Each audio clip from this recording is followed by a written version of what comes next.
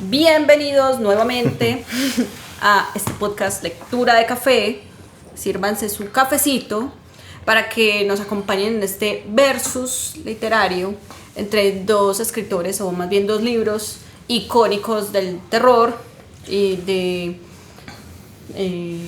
sí, como el como terror de la cultura en general. Tienen dos personajes icónicos de la cultura pop, sí. Pero también igual vamos a hablar mucho de los escritores también. Claro que sí. Porque a final de cuentas creo que son dos escritores que de pronto no tenemos mucho en cuenta, como cuando ahora hablar de referencias, pues como cuando la gente empieza a hablar de terror y monstruos y como que a veces le pierde la referencia sobre todo a una más que al otro. El otro de pronto sí está más referencia y la otra... Se reconoce mucho al monstruo que crearon más que al escritor. Sí, en el caso de Bram Stoker de pronto más. Sí, de pronto es más reconocido Bram Stoker que Mary Shelley. Hoy vamos a tener ese versus entre, aquí como dice acá, Bram Stoker y Mary Shelley. Bram Stoker con Drácula y Mary Shelley con Frankenstein. ¿Cuál es el objetivo? Pues el objetivo es que vamos a responder una pregunta pues ahorita al final, o vamos a tratar de responder una pregunta pues como al final del capítulo, pero pues la idea es que cada uno vamos a tomar una postura como para que incentivando pues a que ustedes que nos están escuchando lean algunos de esos libros, o si ya lo conocen pues nos digan en los comentarios cuál les parece mejor, sí, con base a lo que vamos a hablar, pues porque vamos a hablar un poquito de muchas cosas. Y aquellos que ya conozcan los dos pueden darnos su opinión en los comentarios. Sí, la idea es que pues, o sea, digamos que queremos hacer este versus en parte porque últimamente se está como volviendo a tratar mucho este tema de los monstruos icónicos. Sí, están volviendo como todos esos monstruos que por allá más o menos en los 50 estaban muy de moda en el cine, que eran pues Drácula, Frankenstein, el hombre lobo, la momia. Todos esos monstruos icónicos se están volviendo. Y pues ahorita hace poquito anunciaron, o ya están mostrando imágenes de la adaptación de Guillermo del Toro de Frankenstein, que al parecer va a ser como más o menos fiel al libro. Ahorita Pablo nos va a contar yo creo que un poquito sobre eso. Y pues venimos de Nosferatu, que no es una adaptación directa de Drácula, pero que hace parte pues como de la misma idea pues o como de la misma y también de la historia de la obra, porque de cierta manera pues, o sea, Nosferatu se desprende de Drácula, pero también yo creo que por eso también se hace como más conocido de cierta manera. Sí, igual he leído que mucha gente empieza a leer Drácula a causa de Nosferatu como para saber un poquito más acerca de eso. Y eso, pues, la idea o lo positivo de ese tipo de cosas es que la gente va a ir como, o los que esperamos es que tanto ustedes también vayan como a la obra madre de ese tipo de adaptaciones para que conozcan como bien a los personajes. Sí, por mi parte yo ya me leí los dos y pues quien quiera leerse cualquiera de los dos lo va a encontrar muy fácil porque estas obras ya están en dominio público. 1000 versiones de eso. Muchas editoriales las sacan y son más baratas que cualquier otro libro porque no tienen ese tema de los derechos de autor ya, pues son obras bastante antiguas ya. Entonces, pues por ejemplo yo este libro me lo compré como en 40.000, una cosa así, y es tapadura y todo, entonces... son accesibles. Este es de Panamericana, este es de Alma Clásicos Ilustrados, que son los dos en ilustrados, son versiones ilustradas. Este me parece que es de los mejores libros, de las mejores versiones de Drácula que hay, creo yo. Es muy bonito ese. Es muy lindo. Aunque también el de Panamericana es muy bonito. Sí, también. Entonces, ¿qué queremos? Queremos que al final podamos ver qué escritor y escritora creó como el monstruo más icónico de los dos, como a partir de lo que ustedes escuchan acá y sus propias opiniones. Yo me propongo hacer que Andrés se lea Frankenstein. Sí, yo no me leo Frankenstein. Y la idea es que yo me propongo que ustedes lean primero Drácula que Frankenstein. Y Paola se va a proponer que ustedes lean primero Frankenstein que Drácula. Entonces, prepárense en el cafecito como decía Paola, prepárense para el capítulo, escriban en los comentarios cuál les gusta más, cuál prefieren. Lo mismo, como vamos a empezar a hacer como estos versos de libros o de escritores, también ustedes coméntenos qué verso les gustaría, si les gustaría algún verso en particular. Ya empezaron los efectos especiales, para allá está el hombre lobo. Efectos sonoros. Nos comentan que les gustaría ver entre escritores o entre versiones de libros o temas también. Hablar de un tema que les interese. A partir de libros y lo que les decimos, si nos está escuchando aquí en YouTube, suscríbanse, que es gratis, le puedan dar me gusta, que nos ayuda mucho. comentar nos ayuda un montón. Si es en Spotify, nos siguen ahí, le dan seguir a Spotify, comentan también. Y compartirlo estamos con alguien que con alguien que crean le que les guste. pueda interesar esto. O sea, de ustedes que nos están escuchando, obviamente dependemos que mucha más gente nos conozca, que es como que una parte fundamental para seguir como haciendo contenido así chévere. Que podamos dedicarnos un poquito más a esto. Sí, como a traerles cosas diferentes y un montón de cosas. Y estamos en Instagram, @lectura de café, también estamos en TikTok también por ahí. Vamos a subir más contenido aparte de los podcasts, pues así como hablando de cositas puntuales sobre libros en esas redes sociales para que estén pendientes ahí. Y no, preparen el café y ya. Hoy no hay lectura de citas porque vamos a leer muchas citas durante el capítulo. Yes. Entonces se lo van a hacer con el café y ya. Y gracias por estar ahí pendientes de nosotros. Esto es lectura de café. Bueno, entonces, a ver. Yo creo que podemos comenzar con Mary Shelley. Vamos a ir como un poquito desde la escritora, creo yo, hasta la obra. En caso también de Drácula haremos lo mismo. Pero entonces, por ejemplo, a ver, a mí me parece algo muy importante que yo creo que hace parte también de estos versos y de lo que vamos a hablar hoy. Es que últimamente he venido escuchando mucho, he venido leyendo mucho, en donde, sobre todo en el cine, solo que en los libros debe ser exactamente superior ese sentido, en el que uno si uno quiere como adentrarse más en lo que una obra quiere decir o lo que quiere transmitir, debería entrarse mucho como en el contexto en el que fue escrito, sí, o quién lo escribió, sobre todo quién lo escribió, porque mucha gente, o sea, muchas personas que hacen creaciones, que hacen películas o que escriben libros, ponen un poco como de sus vidas en sí, eso que es que crean, y me parece como importante para poder hacer como el versus de las dos cosas, pues conocer como un poquito de las personas que escribieron las dos cosas. Entonces, no sé, Mary Shelley es un personaje muy interesante, a mi parecer, porque ella es hija de dos personajes muy importantes, por decirlo así. Su mamá, que también se llamaba Mary Wollstonecraft, algo así, no sé, perdónenme con los nombres. Ella escribió algo sobre los derechos de la mujer, no recuerdo exactamente el nombre, pero esto se convirtió como en una base para el feminismo actual. Entonces la mamá de ella es una precursora del feminismo. Y por otro lado su papá... Con razón. Es que uno, sí, con los papás así entiendo que ella, la forma en la que escribe. Como era ella. Ajá. Y Godwin, algo así se llamaba el papá, no recuerdo tampoco el nombre exactamente, fue un precursor del anarquismo. O sea, ambos padres eran unos personajes con mentes muy abiertas, por decirlo así. Y se creó un ambiente súper perfecto como para... Pero la mamá de Mary muere al tenerla. Eso también le impactó mucho a ella. Pues en el parto eso se complicó, algo con la placenta, no sé, el caso es que la mamá pues se murió de, ¿cómo es que se llama eso? Septicismo, una cosa así, como que se infectó, por decirlo así, por dentro y no duró mucho después de tenerla. Y de cierta manera, o sea, cuando han analizado la obra de Mary Shelley, se encuentra pues como que de cierta forma ella siente como un poco de culpa por eso, porque falló, por decirlo así, como hija en el momento en que nació, y posteriormente ella pierde 3 hijos. Entonces la relación con la maternidad y con los hijos es...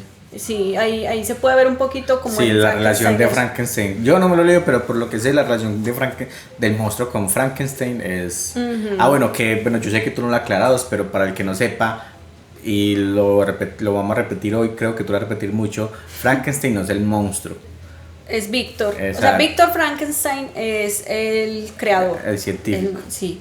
Y el monstruo nunca tiene un nombre, le dicen la criatura, el monstruo, pero no es Frankenstein como... Pero con ese punto de la maternidad ya se entiende un poquito como la relación que tiene el monstruo con Frankenstein. Sí, y bueno, ella muy joven conoce a quien fue su esposo, que es Percy Shelley, que ahí viene su apellido, que es su apellido de casada. Percy también era un escritor, o sea, ella estuvo todo el tiempo rodeada de eso. Ella escribía desde muy pequeña, pero pues lo que ella haya escrito antes de irse de la casa como que se perdió, o sea, ella no hay ningún escrito de ella datado desde antes de eso. Entonces, tristemente eso se perdió, pero ella sí disfrutaba mucho de la escritura desde muy pequeña. Si no estoy mal, ellos pues tenían algo editorial, no sé. Entonces todo el tiempo estuvo rodeada de eso y escribiendo y de todo. Ella se va con... ¿Quién fue su esposo con Percy, más o menos como a los 17 años, y Percy estaba casado. O sea, ella en realidad fue la otra. Y a causa de esto y por cómo pensaban y por cómo eran, fueron muy rechazados socialmente. Ellos tuvieron pues como una vida muy difícil a partir de eso. La esposa de Percy se suicida y en ese momento ellos se casan, ahora sí. A los 19... ya después de esos que tiene los 3 hijos. Sí, los pierde. sí. A los 19 ya... Pues después de que se casan creo que fue, o sea, fue por ese tiempo, se reúnen Lord Byron, no me recuerdo el nombre el otro es, espérate, te digo el nombre del otro. Y bueno, y ellos dos, y bueno, era como un grupo de escritores, por decirlo así, y se ponen un reto. Es que hay uno muy importante que es el que inicia, es que el nombre se me fue. Es el que inicia el punto del reto, que se llama, ya te digo quién, que se llama John Polidori. Que es el que hace el vampiro. Eso. Y Carmila, que es que es la que hace, perdón, Carmila hace el libro y Sheridan Lee Fenn, no sé si estaba también ahí, creo que sí, bueno, no, creo que no. Pero bueno, el caso es que habían varios escritores. Polidori es el que dice, creo, Polidori es el que dice, vamos a reunirnos a hacer esto. Vamos a retarnos a ver quién hace el mejor libro de terror. Eso me parece súper interesante. Y principalmente Polidori y Shelley se lo toman muy en serio. Y ahí es donde nacen Frankenstein y el vampiro. El vampiro. Pero resulta que el vampiro, pues hay un poquito de chisme, Lord Byron se lo robó. O sea, era un libro tan bueno que se lo atribuyó a sí mismo. Y a su vez, a Mary Shelley le pasa que mucha gente le atribuía a Frankenstein al esposo. Sí, es que era pues en esa época, en ese contexto, era rarísimo. Que de hecho ahorita más adelante, pues porque Stoker es de mucho más allá, pues un poquito, bueno, no mucho, cuando Stoker estaban haciendo, él era Shelley un niño estaba... y era un niño cuando Shelley se murió. Pero digamos que ese contexto de Stoker habla un poquito del donde venía Mary Shelley, un poquito, y eso porque eso también lo plasma en Drácula, todo el contexto de la mujer, porque en esa época supongo que era, o sea, sí, rarísimo que una mujer estuviera escribiendo. Solo que, o sea, aunque ella no vivió con su mamá, pues supongo que su papá también le inculcó un poco esas ideas. Entonces ella es como más libre en ese sentido y se atreve a muchas cosas que las mujeres de la época jamás hubieran hecho. Y mi esposo escribía, ¿no sabes? Percy, claro. Sí, Percy. Bueno, sí, claro. Percy, claro, sí. Y él tiene sus obras y todo. Lo que pasa es que, pues en el momento obviamente ya no era reconocida, su esposo sí. Y si no estoy mal, él le hizo el prólogo a su primera edición, entonces pensaron que él era el dueño de la obra. Y pasaron un par de años antes de que se le pudiera dar el reconocimiento a ella. Pero ella también escribió otro montón de obras que no son tan reconocidas, pero a causa del feminismo ahorita se están volviendo a retomar. Se están reimprimiendo porque hay mucha gente que las está analizando precisamente para ver cómo todas esas ideas. Sí, es que eso es lo que hablamos ahorita del contexto, porque al final de cuentas, o sea, yo siento que con el terror se plasman muchos miedos de las sociedades. Sí. Y me imagino que en Drácula en particular debe haber muchos miedos, o de cómo Shelley pues veía su sociedad en ese momento. Frankenstein, de cómo Shelley veía su sociedad en ese momento y como que los miedos los plasma. Y yo creo que o lo que para mí hace el terror tan interesante, que a muchos nos da miedo cuando vemos algo pues no el miedo de el fantasma que aparece acá, sino cuando vemos algo que realmente nos da miedo, es porque nos identificamos con eso, porque nos da, o sea, porque sentimos esa misma ansiedad y terror que nos puede causar eso en particular. Por eso los que han analizado la obra de ella dicen que en Frankenstein se ve esa relación con la maternidad, con la creación, o sea, como muy marcada esa posición de estar en contra de crear vida artificialmente y con o sea, con que el hombre cree vida sin la mujer. Eso queda muy claro ahí. Sí. Como que sí tiene que haber una mujer en ese proceso y como la importancia de la mujer en la familia y en la sociedad. Está muy marcado en la obra de ella.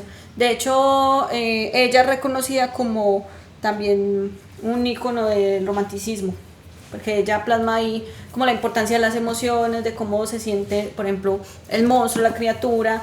Y eso es muy importante para el desarrollo de la historia, cómo se siente él y cómo actúa a raíz de eso. Eso es muy importante, al menos en Frankenstein, que es la que he leído. Me propongo leerme más obras de ella a raíz de esta conversación. Si tú te lees Frankenstein, sí, yo me leo otro libro de Frankenstein, obviamente.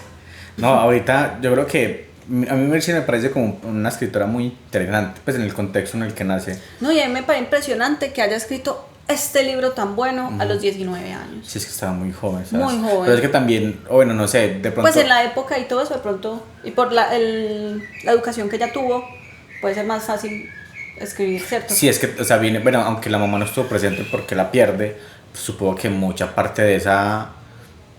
O sea, a ver, aunque pasa mucho que hay personas que a partir de que pierden los papás como en su infancia, en el momento donde no tienen conciencia, parte de lo que su papá o su mamá hace antes de que ellos existieran, pues igual los marca, sí, en el sentido de buscar, de investigar. Entonces imagino que ella, con ese entorno educativo, pues obviamente creció una forma muy... Ajá, ella no solo escribió novelas, sino que también escribió biografías de otras personas, escribió la biografía de su esposo cuando él muere. Me parece súper genial como la posición que ella toma cuando él muere, porque es como, bueno, pues yo puedo sola. Y ella siguió escribiendo, y es chévere que ahorita se le pueda reconocer como una buena escritora, como lo que fue, y no solo como una escritora de una sola obra.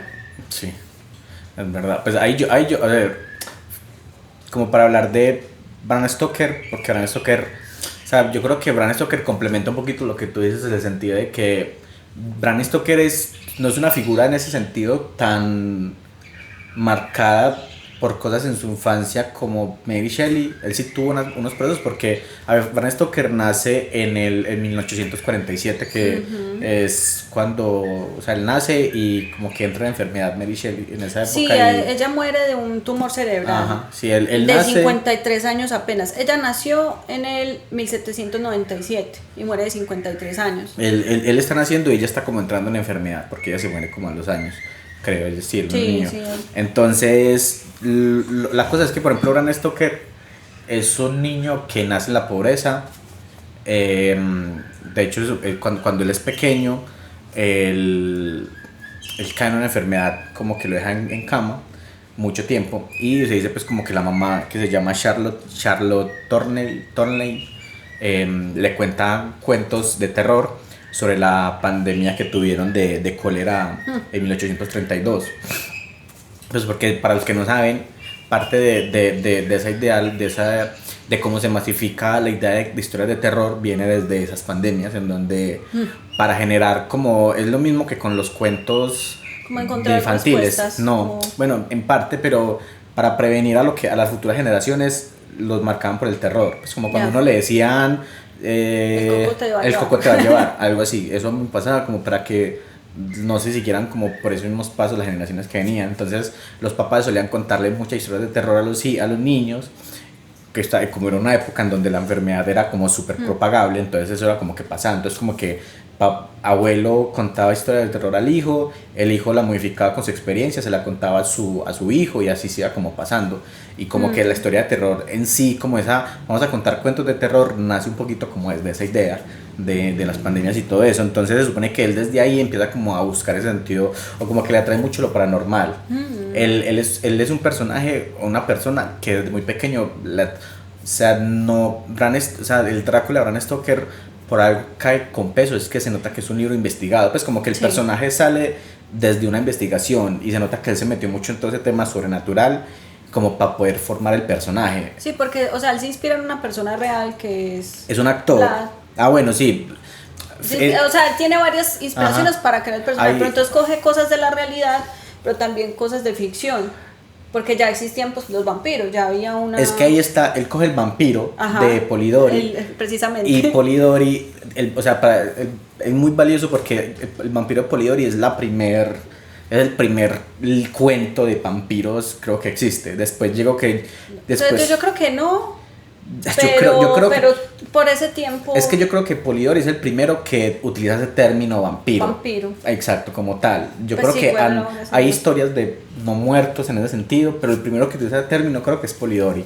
Y creo que viene desde esa ramificación de murciélago y un montón de cosas. Pues, pero desde ahí, pero creo que Polidori es el primero que utiliza eso, porque después es el que hace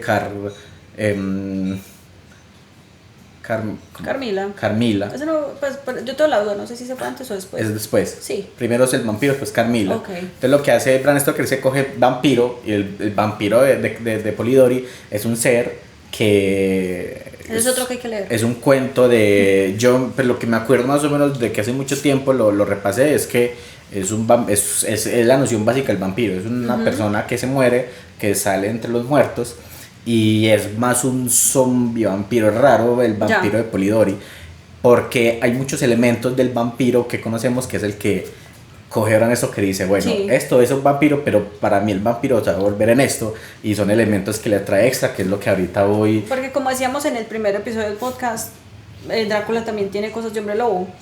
Es que él toma...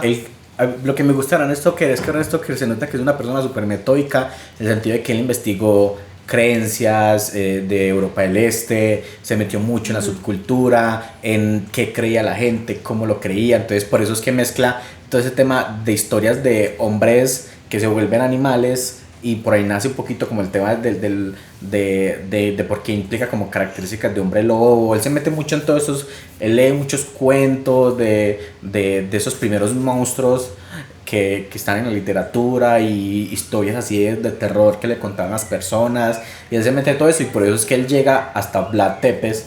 Y él dice como que él encuentra en todo eso que encuentra como la historia de terror y lo sobrenatural, y ve al personaje de Vlad Tepes y dice como, uy, Vlad Tepes perfectamente se me puede llevar por ese camino, porque Vlad Tepes, mucha gente pues lo ha escuchado el nombre. Vlad Tepes era es como un aristócrata súper importante de Transilvania, de la Europa del Este, que era muy sanguinario, y gracias como a esa forma de ser tan violenta fue que rescató de invasiones a su territorio, y que lo defendió, y lo defendía de formas súper horribles, que los empalaba y todo esto. Y se dice en esas historias de voz a voz que Vlad Tepes bebía la sangre de las personas, no por algo en particular, sino simplemente como un objeto de humillación.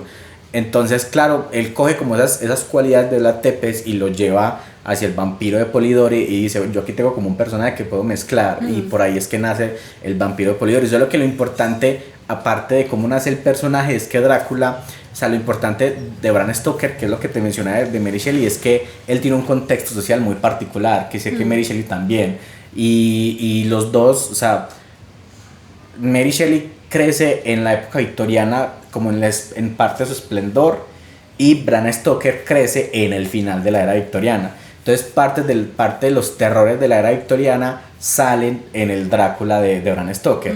Hay una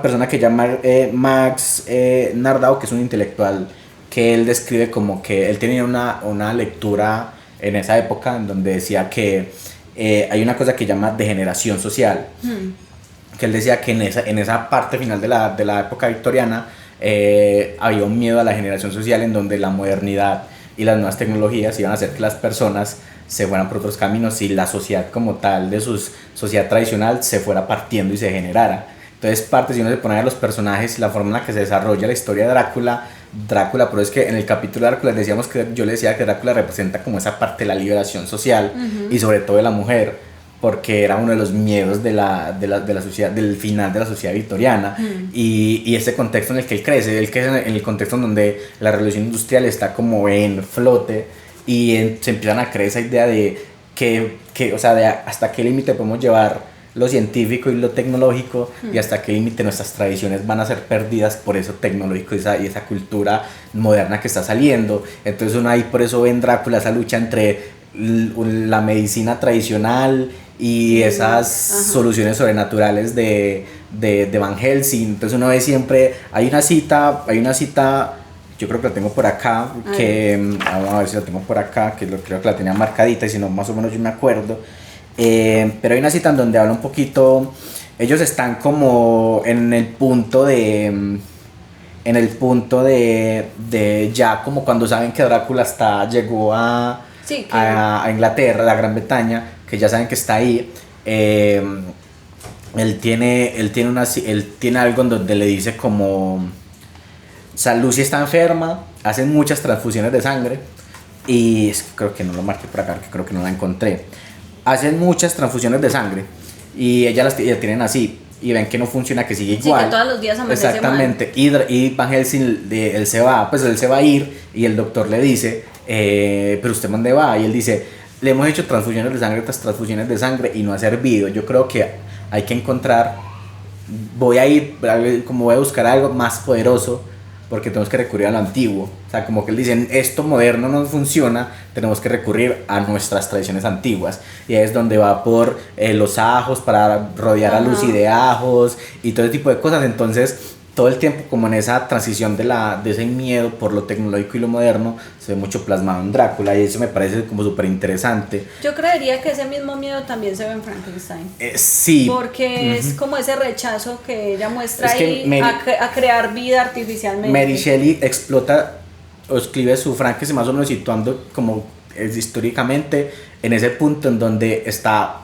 O sea, si Bram Stoker ya estaba con el punto del surgimiento de la revolución industrial, Mary Shelley creo que estaba en sus inicios y fortalecimientos, y por eso es que también se plasma, pero es un miedo diferente. Sí. O sea, porque el miedo de Frankenstein en ese sentido es el miedo a hasta cuál es el límite. O sea, ya estamos viendo ese montón de tecnología, cuál es el límite de eso. En cambio, Mary Shelley creo que es como apenas estamos viendo esto, como que es lo no que podemos jugar con eso. Exactamente, por eso es que es súper diferente. Pero lo que me parece muy importante que es lo que rescatamos del capítulo de Drácula, era el contexto de la mujer en Drácula, pues de Bram Stoker, sí. Que es lo que te decía de Mary Shelley, porque sí. El papel de la mujer en esa época distinto. Victoriana final de Bram Stoker, sí, al principio les decía pues como que había un miedo a la degeneración social. El principal miedo de esa degeneración social era cómo la mujer se iba a ir transformando de esa mujer sumisa, que es callada, a la mujer que va saliendo de la época victoriana con la revolución industrial, en donde es una mujer que empieza a luchar por sus derechos, que empieza a descubrir su sexualidad, que empieza a descubrir sus... Una mujer como Mary Shelley. Una mujer como Mary Shelley, pero es que el contexto es muy importante en el sentido de que a Mary Shelley le tocó en sus inicios de eso. Sí. Si a Bram Stoker se sentía que...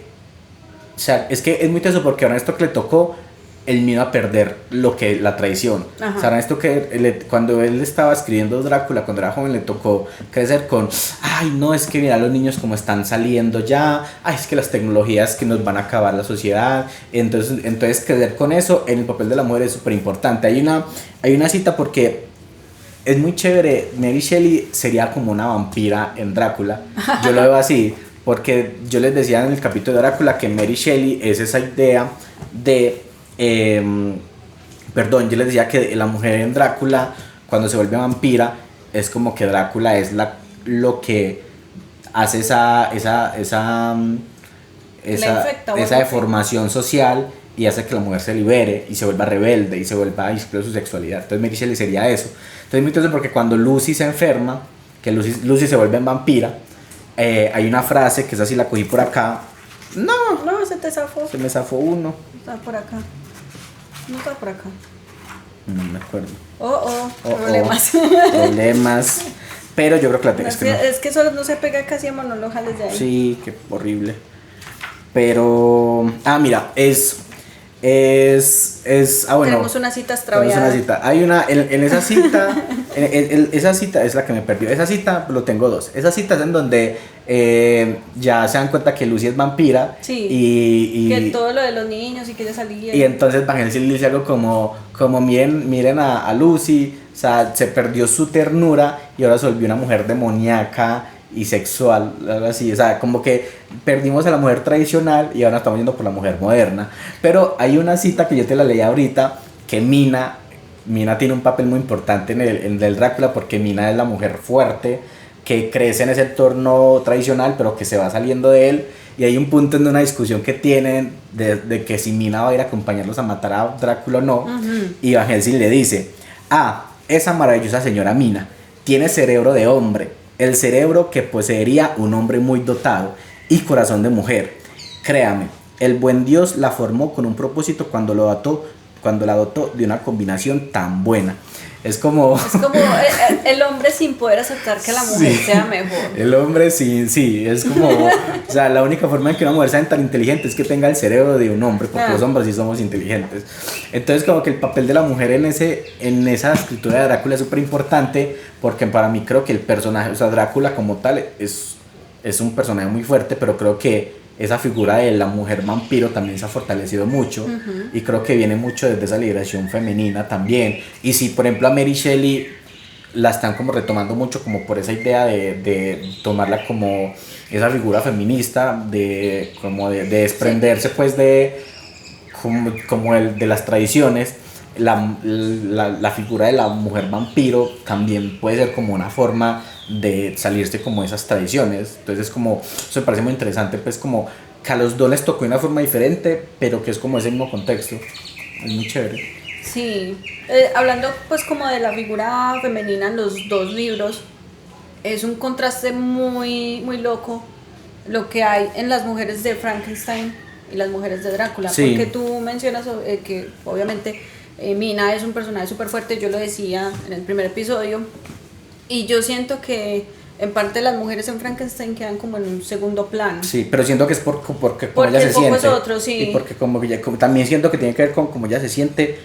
Pues Yo siento que de pronto, discúlpame, pero por ser mujer, por ella ser mujer, tiene una forma de escribir distinta, ¿cierto? Ah, sí.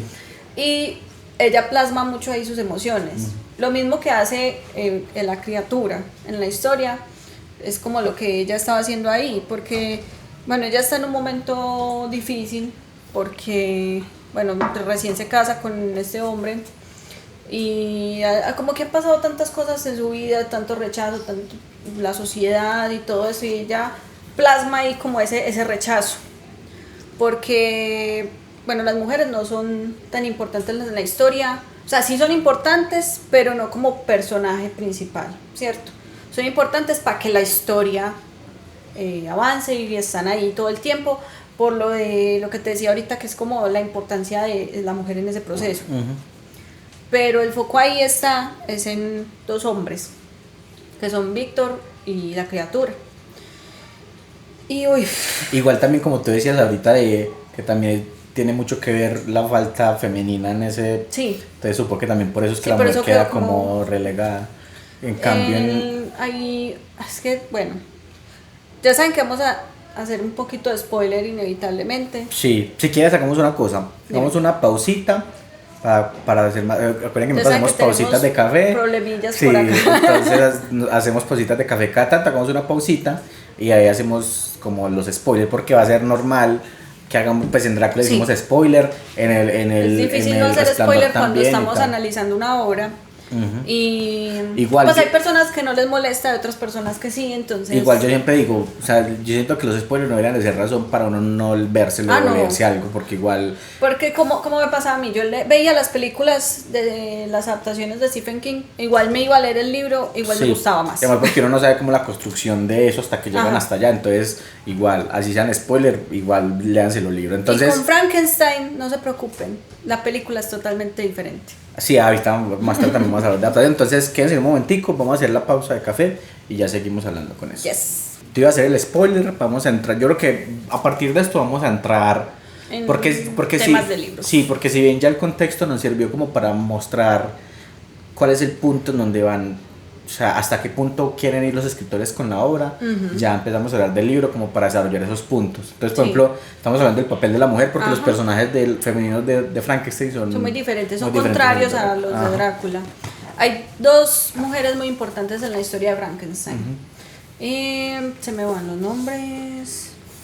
¿Tú los tienes por ahí? Perdón. No, yo yo tengo los míos. Bueno. Los que yo estoy defendiendo. Ay, se me fue, porque, bueno, una, Justine y Elizabeth. Eso, Justin y Elizabeth. Justine y Elizabeth son dos víctimas de la criatura, ¿cierto? De maneras muy diferentes. Elizabeth, si no estoy mal, es una prima de Víctor y es su interés amoroso. Ustedes saben que antes todo era muy incestuoso, entonces Ah, sí. Víctor está enamoradísimo de ella, quiere estar con ella y eso es lo más importante para él, ¿cierto? Y Justine se cuidaba como no recuerdo si era el hermanito, un niño chiquito de la familia de ellos.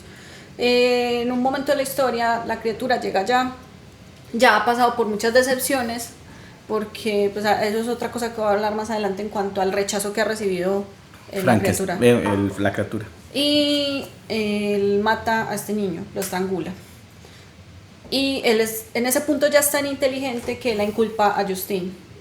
Justine es inocente, pero nadie le cree por la evidencia que hay. Y la terminan... Porque es mujer. ¿Y por qué? Porque ahí era así, o sea, Y la terminan ejecutando. Ajá. Entonces, en ese sentido también es víctima de la criatura. Es una víctima pasiva. Ajá. Y Elizabeth es en el sentido de que ella, como era la pareja de Víctor, y ahí en un momento de la historia, Víctor, digamos que le falla, más adelante voy a hablar de eso, no quiero como mezclar temas, le falla a la criatura, entonces obviamente él va a atacarla a ella directamente. Entonces son víctimas en ese sentido. Esas son las únicas dos mujeres que hay en Frankenstein. Sí, destacables, sí. Sí, de resto son menciones y ya. Ajá, porque es que es muy diferente, es súper diferente. El foco está en los hombres. Sí. Y en las cagadas que hacen. Sí, es que aquí, o sea, porque es que yo creo que aquí es donde tú estás hablando y creo que vamos a empezar a hablar para meternos de los libros. Pero para cerrar como ese tema Ajá. de ella, en los análisis que le han hecho, es como si ella no tuviera exactamente la misma idea de sus papás, porque sus papás, sobre todo el papá, creía que la sociedad en un punto iba a llegar a la perfección, a ser mejor. Ella es más pesimista en ese sentido, Mary entonces Shelley. quizás por eso lleva sus historias en ese... Sí, son tragedias, pues Frankenstein es una tragedia griega, súper tesa. A ver, es que es muy diferente la forma en la que Bram Stoker trata a la mujer, porque lo trata de otra perspectiva diferente. Pues, o sea, para mí, viendo lo que tú me cuentas, siento que Mary Shelley no le quiere dar esa responsabilidad de las cagadas de los hombres y por eso lo representa así, y a la mujer pues la hace como que la mujer igual termina siendo siempre víctima pasiva de lo que hace el hombre, o a veces directa como pasa con Elizabeth, pues al revés. Bueno, Sí, en cambio en lo que les contaba, o sea, yo creo que a partir de los libros podemos hablar porque los dos tratan el miedo de una forma diferente, y entonces ese miedo lo plasman en diferentes temas, como que el miedo les lleva a tocar temas diferentes, y por eso es que las dos obras son muy interesantes, porque es una forma de ver el miedo de una sociedad, de una época, de una forma muy particular. Entonces tú estás hablando de ese, por ejemplo, el miedo que les contaba ahorita, que era esa desinhibición social, y viene también en ese primer miedo cómo se ve a la mujer. O sea, en Drácula hay dos mujeres que son súper importantes, sí. O sea, si en Frankenstein el foco está en el hombre y en las cagadas que hacen, siento que aquí está en cómo lo que le hace la mujer hace que el hombre reaccione, porque creo que todo lo que pasa es a partir de lo que le hacen a las dos mujeres que están ahí. Y si te pones a pensar, esto lo escribe una mujer, y eso escribe un hombre, exactamente. Entonces esa es la forma en que un hombre ve a sus mujeres. Exactamente, como que la forma, o sea, sí, exactamente, el hombre la ve como que lo que yo haga, o sea, yo soy responsable, ella no es responsable por nada ella misma, sino que es responsable de lo que yo hago o lo que yo ocasiono. Entonces si a ella le pasa algo, yo reacciono, y no reacciono hasta que no le pase algo, o sea, algo así. Entonces, por ejemplo, una se llama Lucy y la otra es Mina Harker, y Lucy, el apellido de Lucy se me va.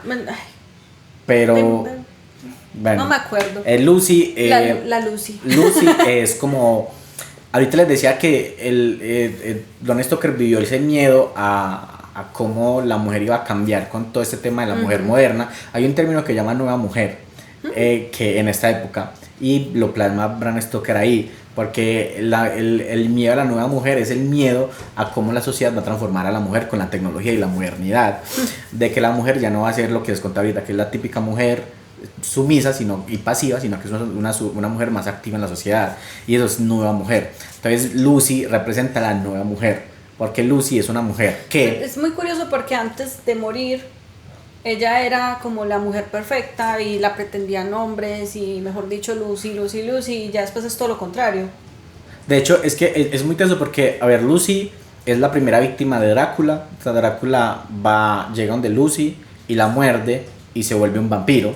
Parte de la primera trama o el primer desarrollo de la trama de Drácula es como los hombres de esta historia se reúnen para intentar salvar a Lucy primero, porque sí, que primero le hace transfusión uno, luego el otro, y son todos ahí. Que ahí es donde, ahí. Que la cita que les conté ahorita, en donde Joaquín se le dice como que las transfusiones no sirven, hay que hacer algo más. Él llega a la casa de Lucy con flores de ajos, la rodea con ajos, la están vigilando, la amarran para que no salga, porque saben que si sale va a ir a alimentarse en la noche. La ventana, porque se encontraban la ventana abierta el otro día. Exactamente. Y es como, en el primer capítulo de Drácula les contamos que había niños que desaparecían, entonces Lucy es la que los mataba y los consumía.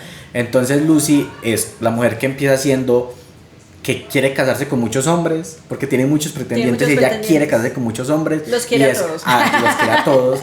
Y al final... Y lo sigue queriendo, la verdad. No es como que, o sea, no es una relación, no es poligamia. No, sino que... Ella sí tenía un cariño por ellos y ellos por ella. A pesar de que ella eligió a uno de ellos, los otros igual la seguían queriendo. Es que si tú te pones a ver al hombre en Drácula es perfecto, en el sentido de que, por eso es que... Lo escribió un hombre. Exactamente, porque el hombre en Drácula es el sentido de que, bueno, tú no me quisiste para ser mi esposa, pero yo contigo puedo tener una amistad tan fuerte que igual puedo dar mi vida por ti, así no tengamos nada sentimental, o nada sentimental en ese sentido de esposo y también esposa. yo siento que esa relación se lleva así con Mina, cuando ellos ya la conocen, también, la quieren. O sea, todos cuando ven que Mina es para ellos buena mujer, ellos dicen como el amor que siente Jonathan Harker por Mina lo sentimos todos, no como si fuéramos los esposos, sino que como amigos. Entonces por eso que digo que es el hombre perfecto, porque en la sociedad real, pues sí, muchas veces nos damos cuenta que pasa que si usted le dice no al hombre, el hombre empieza hay hombres que empiezan a entrar en unas etapas de horribles en donde... Yo siento que es porque no nos ven como iguales. Sí, exactamente. No nos ven como personas, sino como mujer, como su idea de mujer.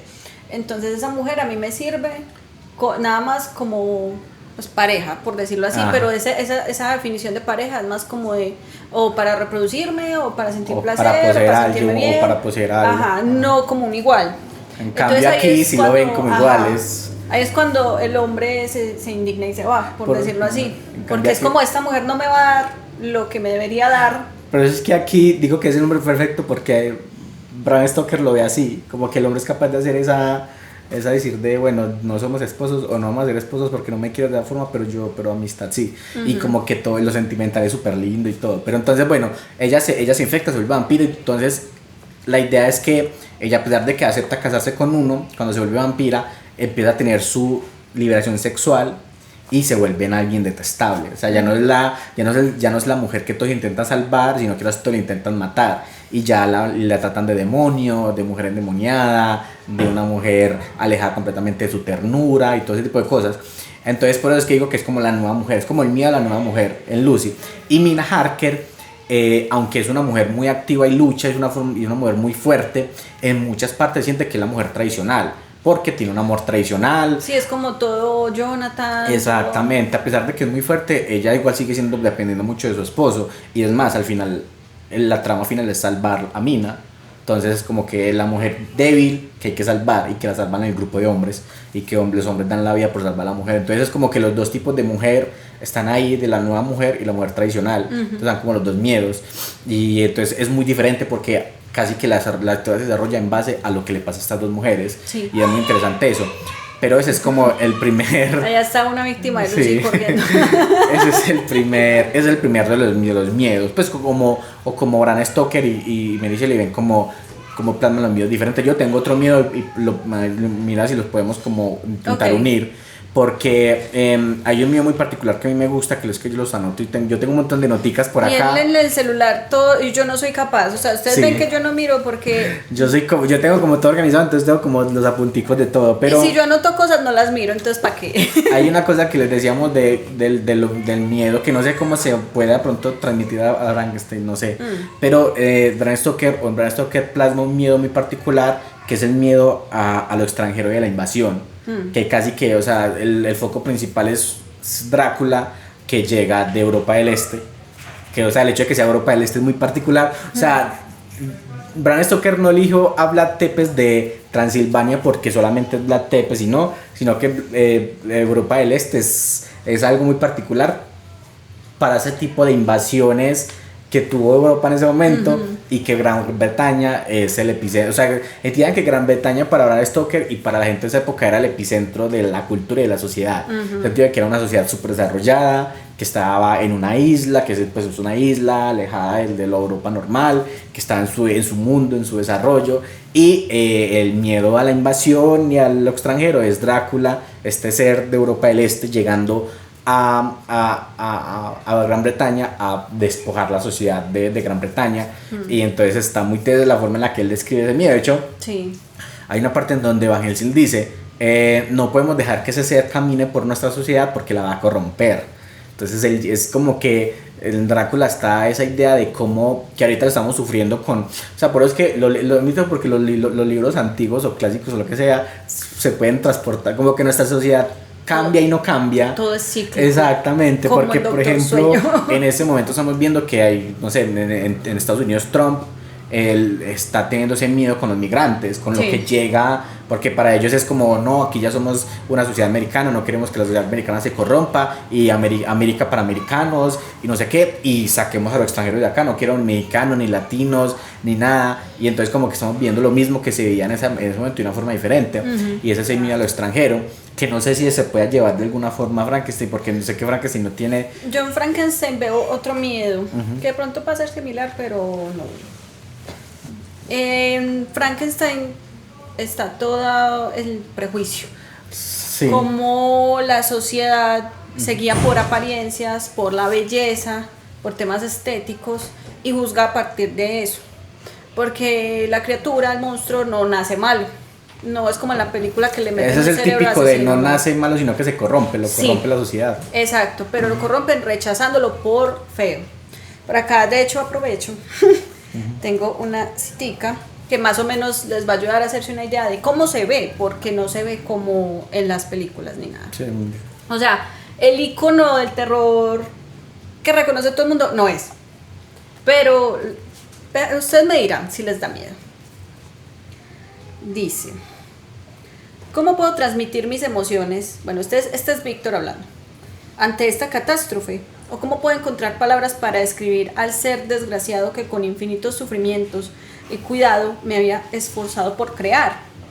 Sus extremidades estaban proporcionadas y yo me había propuesto que sus rasgos no estuvieran desprovistos de belleza. ¡Belleza, por Dios! Su piel amarillenta apenas cubría los músculos y las arterias que tenía dentro. Su pelo era de un negro lustroso que fluía.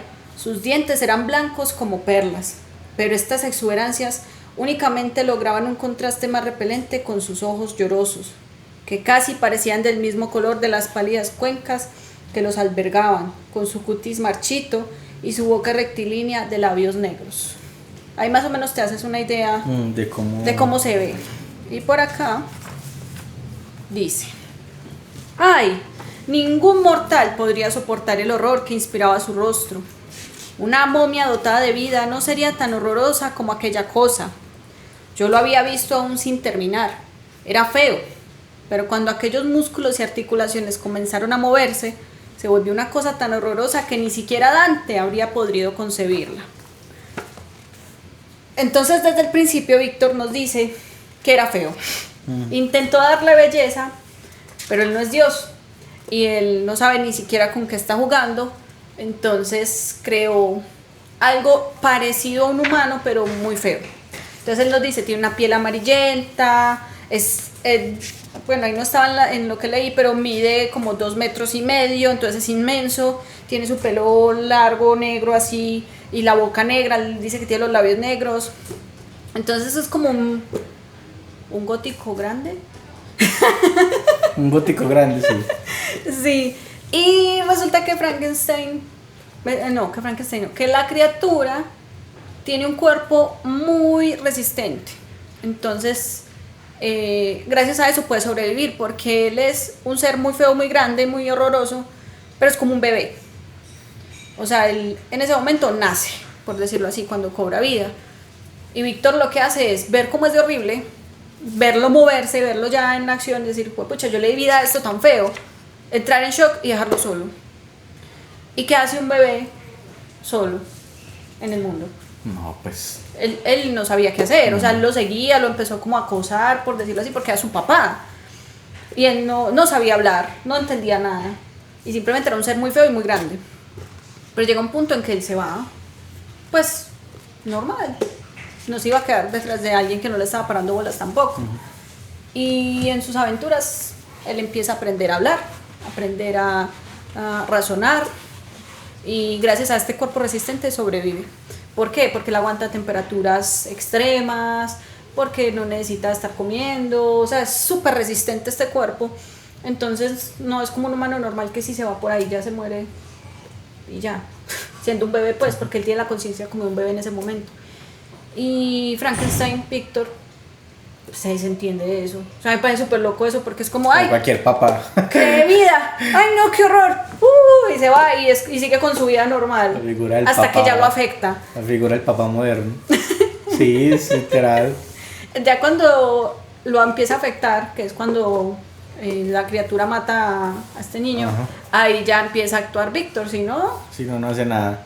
No, lo dejó por ahí a la deriva, literal. Puede verse una forma como esa idea de este miedo al extranjero y a como y a que nos invadan, y también esa represión social. No, y él sufre mucho rechazo. Hay un momento donde él, en su alma buena todavía, ve a una niña que se está ahogando en un lago y la salva. Pero cuando llega el papá de la niña, lo ataca porque cree que le está haciendo algo a la niña. Entonces el impacto del papá fue, este feo me le va a hacer algo. O sea, se juzgó por cómo se veía. Entonces pensó que le estaba haciendo daño a la hija, cuando al contrario, se la había acabado de salvar. Entonces eso lo decepciona mucho a él. Y él se refugia como en un granero de una familia X, y observándolos aprende a hablar, aprende a todo esto. Y él ya, así es como él, digamos que madura y crece. Y en ese punto todavía no era una mala persona o una mala criatura, hasta que ellos también lo rechazan. Por aquí tengo otra citica de eso. Él espera... Hay un asesino en serie que a ellos le decían Frankenstein, pues como con la combinación del monstruo y... Porque pues como cuando como no sabían diferenciar pues que el monstruo es Frankenstein, le decían Frankenstein. Uh-huh. Porque se llama, no sé si escuchas, pues a la gente que ya ha visto de pronto esa de Mindhunter de Netflix, uh-huh, que hay un asesino que es un grandote que se llama Ed Kemper, uh-huh, le decían Frankenstein, parecía, uh-huh, un niño. Y porque como muchos estudios psicológicos que le han hecho, sentían es como que le dan la figura de Frankenstein porque sentían que era un niño que había sufrido ciertas cosas y eso llevó a eso que estaba haciendo. Sí, no, entonces él ya no era ningún bobo. Él ya aprendió, ya pasaron varios meses, ya aprendió a hablar, todo. Y dijo, voy a esperar a que el señor de la casa esté solo. ¿Por qué? Porque es ciego. Y si es ciego, no se va a espantar cuando me vea. Y él espera que pase eso. Va a ir a hablar con él y está sentado hablando con él en su casa. Y en eso vuelven los hijos del señor. Y pasa esto. En ese momento se abrió la puerta de la casa y entraron Félix, Safi y Ágata. ¿Quién podría describir su horror y consternación al verme? Bueno, esta parte se la está contando la criatura a Víctor. Uh-huh. Ya ellos ya se encuentran. Ahí es donde tú me dices que ellos se encuentran y hablan y él le cuenta todo lo que vivió. Uh-huh. Ágata se desmayó y Safi, absolutamente aterrorizada, incapaz de atender a su amiga, salió corriendo. Félix se lanzó hacia adelante y con fuerza sobrenatural me arrancó de su padre, a cuyas piernas yo me había aferrado. Impulsado por la furia, me arrastró por el suelo y me golpeó violentamente con un palo. Podría haber destrozado todas sus extremidades de la misma manera en que el león desgarra al antílope, pero me encontraba hundido en la peor de las angustias y pude contenerme. O sea, él no era malo, ¿cierto? Él se pudo contener, no quiso lastimarlo aunque le estaban pegando. Cuando estaba a punto de prolongar el castigo, agobiado por el dolor y la zozobra, abandoné la casa y en el tumulto generalizado que procedió pude refugiarme en mi casucha sin que nadie lo notara. O sea, él opta por huir en vez de hacerles daño a pesar de que lo estaban atacando. Pero es lo mismo, o sea, todo el tiempo lo están rechazando, todo el tiempo lo están atacando porque es feo. Sí, o sea, yo creo que es lo mismo de la representación social como de esos momentos en cómo... Es que es muy complejo porque, por ejemplo, otro de los... Yéndolo como y uniéndolo como a Frankenstein y a lo que otra cosa que más adelante creo, hay un miedo, por ejemplo, que tiene o que plasma, una forma de miedo que plasma Bram Stoker en su libro, que tiene que ver un poco con eso y con Frankenstein en general, con Víctor y con el monstruo, con la criatura, es que en Drácula hay un miedo muy latente de esa época de la ciencia contra lo sobrenatural. Y en la época de, o sea, en la época de, no sé si usted, hay muchos documentales y muchas películas donde se referencia que hay una época muy puntual en donde todo el tema de los mediums, de todo está como súper popular. Que es más, se me olvidó cómo llama la escapista, Houdini, en su tiempo viejo, pues en tiempo ya de mayor, él se dedicaba como a atrapar a los mediums estos falsos. Ah, sí. Y había como algo muy particular de eso. Entonces, ¿No hay como una película de eso? Sí, hay un documental de History Channel que es como una película que lo hace Adrien Brody, que es Houdini, y él hace ese papel. Y entonces habla mucho Drácula, se habla mucho de la ciencia y lo sobrenatural, que ahí lo podemos unir mucho con Frankenstein, porque en Frankenstein es como algo muy similar, porque en Drácula lo podemos ver desde el punto de vista de cómo ellos ven que la ciencia y la salud que en ese momento está en auge no les funciona con el tema de Mina Harker y de Lucy, y cómo tienen que recurrir a lo sobrenatural, que es lo tradicional o lo pasado, o el pasado, pues para, o sea, como el futuro no nos sirve, entonces tenemos que volver al pasado para que nos funcione, en esa idea de la lucha entre lo moderno y lo tradicional. Sí, porque en Frankenstein es más como de... O sea, las cosas ya son de una manera, no te pongas a jugar a crear artificialmente algo porque puede salir mal. Hay muy intenso porque hay una cita y hay... Tú me hablas ahorita un poquito de cómo se veía el monstruo. Aquí hay un momento en donde Van Helsing empieza a contar qué puede hacer Drácula y cómo lo pueden, o qué hay para poder como cazarlo. Sí. Y lo podemos llevar ahorita pues como todo el tema también de ciencia en Frankenstein. Porque, por ejemplo, aquí en este punto, bueno, ellos están preparando para darle caza a Drácula y están todos los hombres reunidos, o sea, no hay ninguna mujer reunida ahí, que es muy tierno porque cuando hacen los planes solamente están los hombres los que se reúnen y la mujer la dejan de lado. La querían dejar. La querían dejar. Entonces, eso es Van Helsing hablando. Vuelvo a decir, Van Helsing para mí es de los mejores personajes de Drácula, o si no el mejor. Sí. Van Helsing dice, nuestras únicas fuentes son las tradicionales y supersticiones. No parecen gran cosa a primera vista, cuando se trata de una cuestión de vida o muerte, mejor dicho, de algo más que vida o muerte. Pero debemos contentarnos con ellas, en primer lugar por necesidad, porque no les funciona lo moderno, al no disponer de otros medios, y en segundo lugar porque al fin y al cabo estas cosas, la tradición y la superstición lo son todo, no nos sirve lo moderno, lo único que nos sirve es lo que ya está establecido. ¿Acaso no se apoya en ellas la creencia en los vampiros de otras personas? ¿Quién de nosotros habría aceptado tal posibilidad hace un año en nuestro siglo XIX tan científico, escéptico y realista? Hasta llegamos a dudar de una creencia cuya justificación veíamos con nuestros propios ojos. O sea, hay un punto donde ven a Drácula y la persona que, Lord Godalming, cuando se va a casar, que es lo que ve a Lucy, dice como, no, eso no está pasando. Yo en todo lo que creo, que en todos los científicos, no puede hacer que eso esté pasando. Es como sí, eso sí está pasando. Y hay un punto en donde están dando como un poquito, donde están siguiendo como en ese mismo momento de planeación, Van Helsing sigue. Su poder, como el de todos los seres malvados, cesa al llegar al día. Solo en ciertas ocasiones goza de una cierta libertad. Si no está en el lugar donde se dirige, solo puede cambiarse a mediodía o en el momento preciso del amanecer o de la puesta del sol.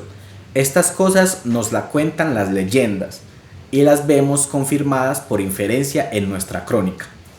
Así pues, puede actuar a voluntad dentro de sus límites cuando dispone de su casa de tierra, su casa del ataúd, su casa del infierno, un lugar no consagrado como vimos cuando se metió en la tumba del suicida en Whitby, pero en las demás circunstancias solo puede cambiar cuando llega la hora. También se dice que solo es capaz de atravesar el agua corriente en el momento de la marea alta o baja. Hay además cosas que lo afectan tanto que queda sin poder, como el ajo que conocemos, y en cuanto a las cosas sagradas, como el símbolo, mi crucifijo, que estaba entre nosotros hace unos momentos cuando tomamos nuestra resolución. Ante ellas no es nada, en su presencia se aparta y calla con respeto. Hay otras cosas que les diré también por si las precisamos en nuestra empresa. Una rama de rosal silvestre sobre su ataúd le impide salir de él. Una bala sagrada disparada al ataúd lo mata, dejándolo muerto de verdad. Y ya sabemos la paz que le otorga atravesar su cuerpo con una estaca, o el descanso que alcanza con la cabeza cortada. Esto lo hemos visto con nuestros propios ojos. Es muy interesante porque uno lee eso, es para como si cuando la abuelita uno le dice remedios viejos, pareciera sí, eso. Como para el dolor de cabeza, que esta mata y... una rama de rosal encima y así no se sale del ataúd. Cuando uno le decían ¿cómo es? Que se quemara un periódico en la oreja. Esa es la idea del miedo entre la ciencia y lo tradicional, y de cómo ellos le tienen miedo. Bueno, esta cosa eso también parte viene de los miedos de la ciencia en general, porque la ciencia le tiene mucho miedo a lo que no se sabe todavía, o en ese momento le tenían mucho miedo a lo que todavía no saben sobre la ciencia y la tecnología, y ellos como que bueno, le tenemos miedo a esto, a este monstruo que la ciencia no nos permite matarlo y supuestamente es lo nuevo y es lo teso. Entonces, ¿qué es la única forma de matarlo? Pues lo que ya conocemos, porque eso no lo conocemos. Y es muy teso eso, y es muy teso que a las dos las tratan primero con cosas médicas, que es transfusiones, que tomes esta cosa, esta medicina, todo. Y cuando ven que no les funciona, es como, no, eso no sirve porque no lo conocemos y porque no sabemos cómo funciona. Entonces, vayámonos hacia lo que conocemos. Que en Frankenstein se ve mucho en el sentido de eso que tú me decías, de esta ciencia no la conocemos y no juguemos con esto. Es muy loco porque Víctor, cuando está contando eso, dice como yo no voy a detallar el proceso que hice para crear esto, porque vas a ver el horror que creé y no quiero que nadie lo replique. Entonces como que lo que sé no lo voy a compartir con absolutamente nadie, porque esto no puede volver a pasar. Y hablando de volver a pasar, pasa algo muy importante. Es que ustedes han visto que existe la película de La novia de Frankenstein. Bueno, la idea de la novia no es mentira, sí existe esa idea al menos. Pausita de café y me cuenta la idea de la novia de Frankenstein.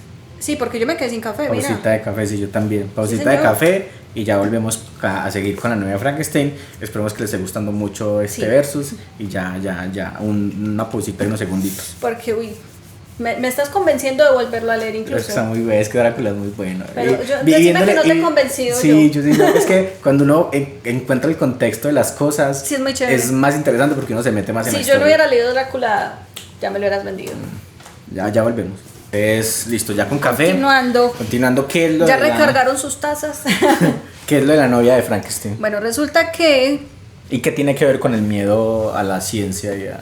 Sí, bueno, en resumen, Víctor crea Frankenstein. ¿Ves qué? Víctor crea el monstruo. ¿Qué?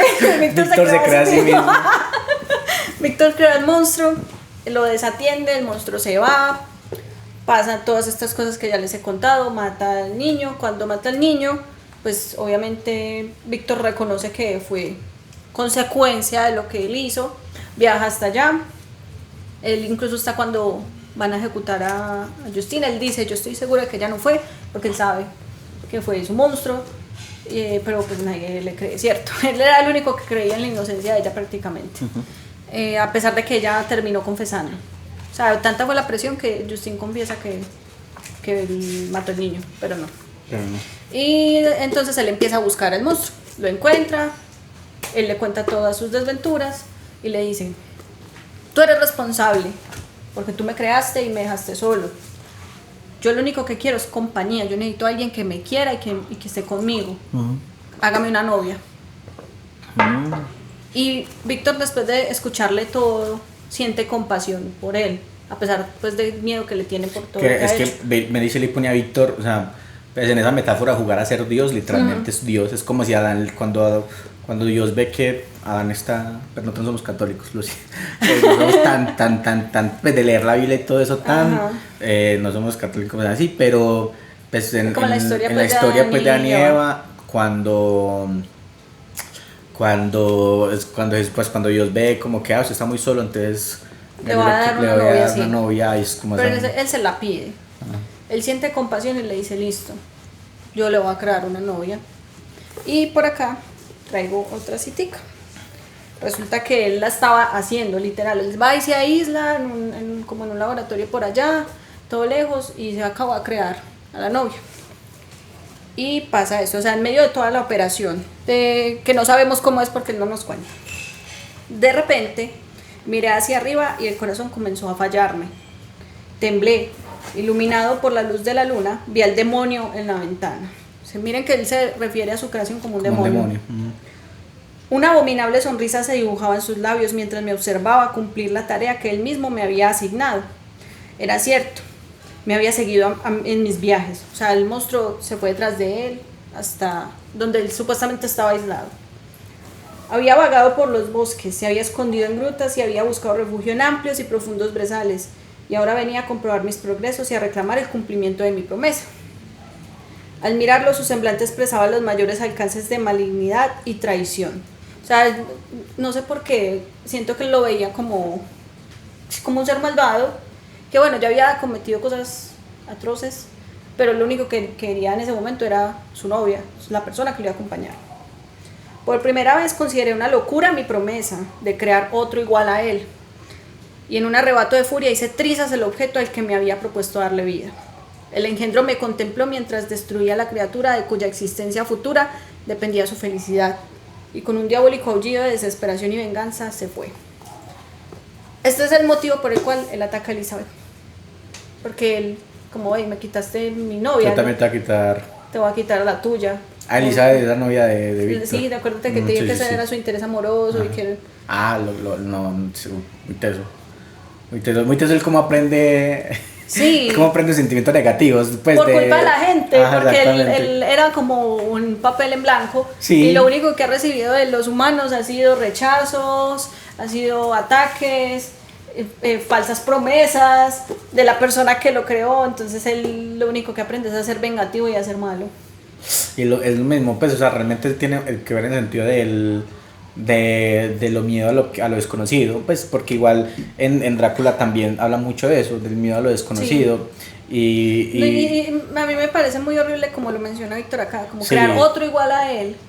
Es como, bueno, sí, tenés razón en el sentido de que son superhumanos, resistentes, fuertes, y que a la gente le va a asustar. Si hay otro igual y luego se reproducen, o sea, son un montón de preocupaciones, pero es culpa de él por ponerse a jugar sino con que, eso. Sino que por eso es que es muy intenso en el sentido de que ahorita, porque nos podemos empezar a meter en eso para ir como ya mirando las conclusiones, porque hay una cosa que queremos hablar como del estilo narrativo y la escritura, porque si se han leído los dos libros o si se ha leído Frankenstein o Drácula, se dan cuenta que Drácula, por ejemplo, creo yo, es súper reflexivo y moral, y de hecho, por ejemplo, lo que hablabas, habla mucho de que toca temas morales, pues de que él dice como, bueno, hice esto, ¿será que mi moralidad me permite volverlo a hacer?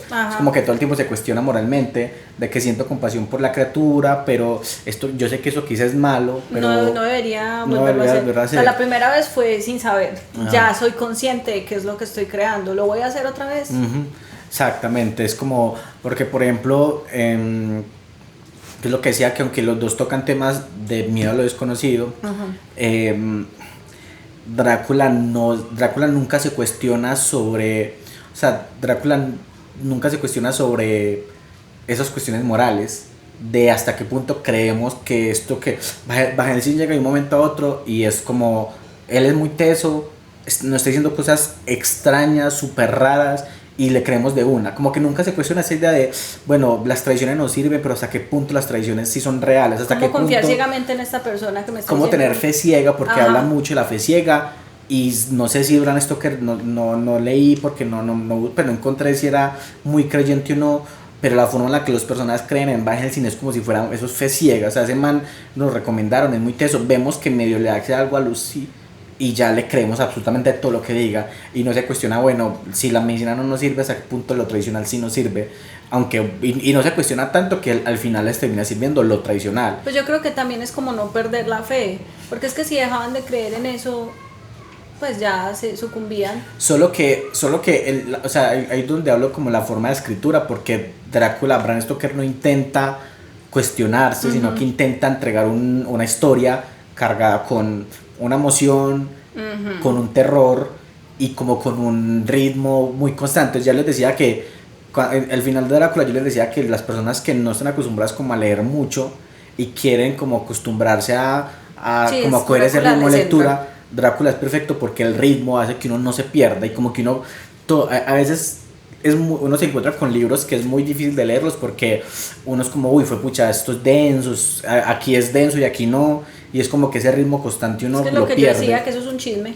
Exacto. Pues yo me sentí leyendo un chisme, Drácula leyendo es- las cartas, los diarios, todo. Drácula es Este todo también el tiene un tiempo. poquito de... Pero de siento que es epistolar, más, pero, ajá. es más como es más reflexivo y moral, no tiene un ritmo tan acelerado No, como y Drácula. no es lineal en el Ajá, tiempo. exactamente. Porque va saltando. Entonces empieza casi en el final y luego salta al Bueno. pasado y así. Entonces no es tan... Eso que dijiste, nosotros dimos en Drácula que Drácula es epistolar, o sea, epistolar recordamos que es una escritura Escrito a base de cartas, de de diarios, de de hecho, periódicos. ahorita pues que leías esa parte de Víctor es como, o sea, mi querido diario, hoy cree, pues es como, Es que sí hay muchas partes así. le- Pero también hay parte, o sea, por ejemplo, lo que está leyendo es que es el monstruo contándole a él. Pero en realidad, esa parte de la historia es él contándole a otra persona que el monstruo le contó. ¿Cierto? Sí, sí, Es sí, una es cosa como, así. es que a mí me gusta mucho como la escritura epistolar, porque es lo que decíamos con Drácula, uno siente que uno se mete como en la vida de todos.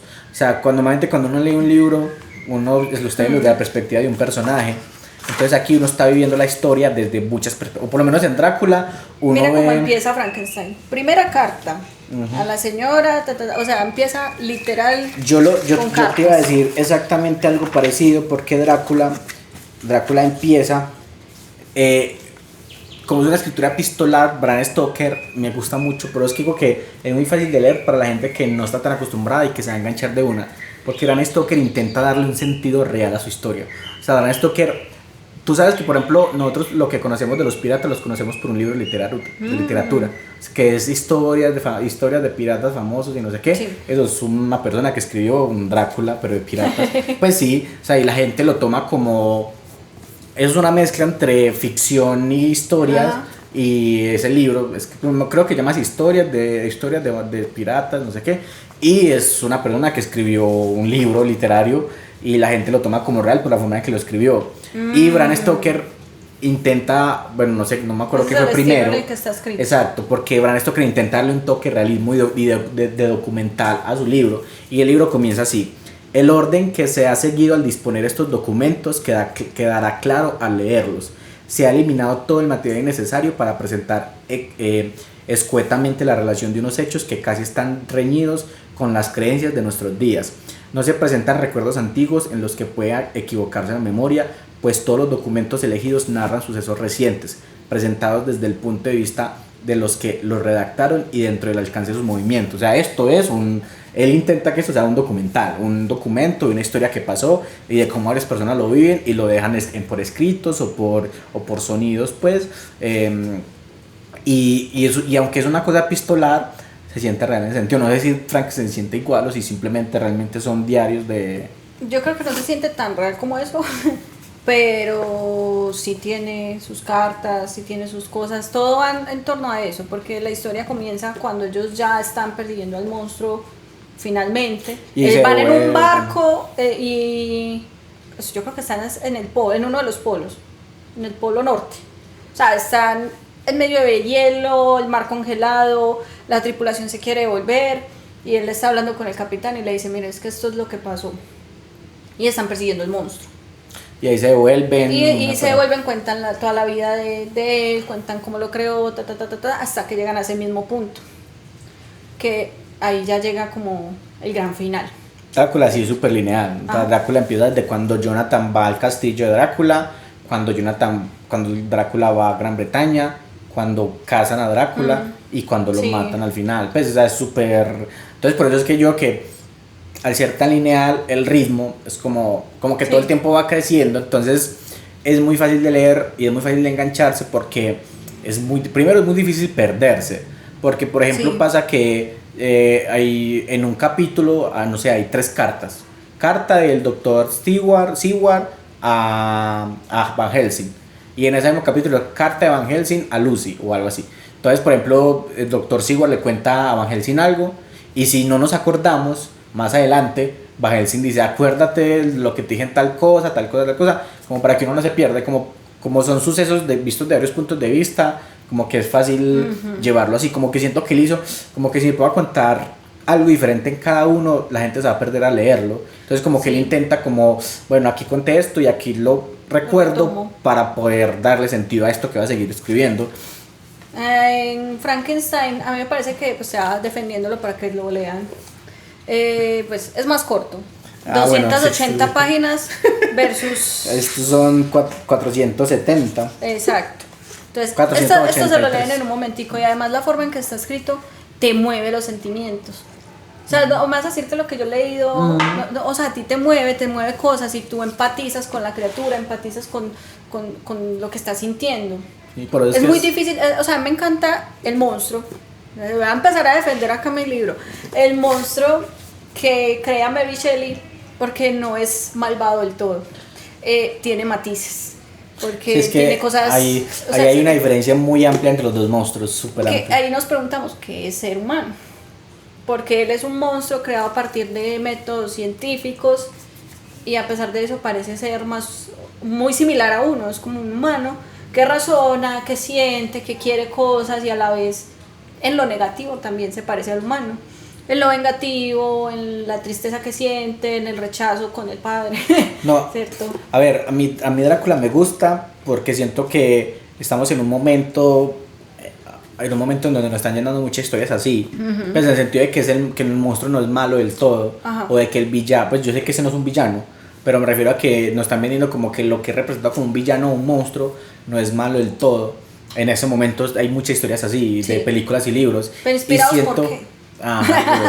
Y siento que Drácula es muy chévere, o leerlo en este momento en el que estamos, es muy chévere porque Drácula es la maldad, nacida maldad, o sea, esa maldad que no sabemos cómo explicar que existe y que nos cuestiona también nuestra humanidad desde esa maldad, porque por ejemplo, si Frankenstein se trata de creación, Drácula es destrucción total, o sea, Drácula es una persona que llega a Gran Bretaña, un ser que es a destruir ese lugar en particular y destruir la vida de las personas que están ahí y a que todos sean como él. Porque por ejemplo ahorita que hablaba de los elementos que le añade Bram Stoker a ese vampiro al vampiro, es que por ejemplo Bram Stoker le dice, bueno, el vampiro no es solamente un ser zombie ahí, sino que el vampiro es un aristócrata, es elegante, es poderoso, a mí me gusta mucho porque él es Bram Stoker es el que le da la cualidad del vampiro contagioso, del que si yo te muerdo, eso no estaba en el vampiro yo te conviertes como yo. Exactamente, él es el que da, porque es lo mismo, como es el miedo a regar esa modernidad, Drácula es el que riega la modernidad como una pandemia, y porque en ese momento, o sea, a él le contaban historias de la cólera, entonces obviamente para él ese sentido de algo que se contagia es muy significativo.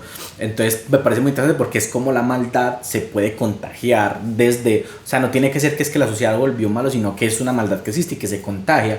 Y por eso es lo que me gusta mucho el monstruo.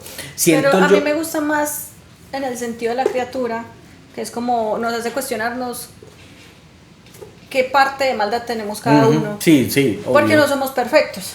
Entonces dentro de nosotros va a haber alguito ahí, incluso similar a lo que está sintiendo la criatura, de sentimientos de venganza, de rabia, de desear cosas que no podemos tener.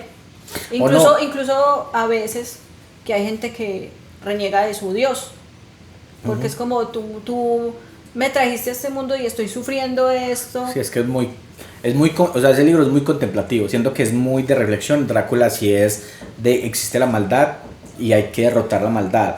Es muy católico en ese sentido, o no católico, no, es muy religioso en ese sentido, porque todas las religiones intentan pues como lo mismo, y eso es lo mismo, hay una maldad, hay que matarla, solo que el monstruo como tal es muy interesante porque creo que Bram Stoker crea un monstruo que se adueña o sea, yo de Frankenstein también, pues el monstruo de Frankenstein también, pero Drácula es como que un monstruo a partir de todo lo malo de una sociedad en decadencia.